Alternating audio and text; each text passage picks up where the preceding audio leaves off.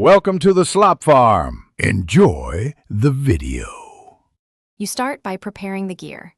Charge the AirPods Max and make sure your computer's Bluetooth is on and the settings panel is open so you see new devices.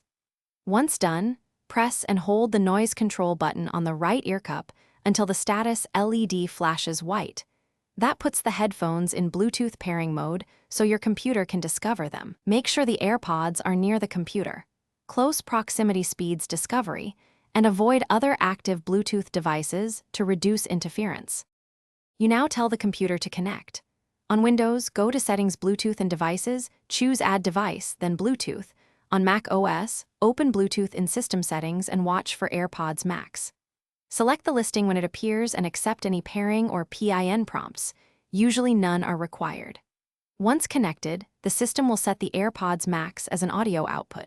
If not, open Sound/Output settings and manually choose them. This step binds audio and mic functions for apps and system sound.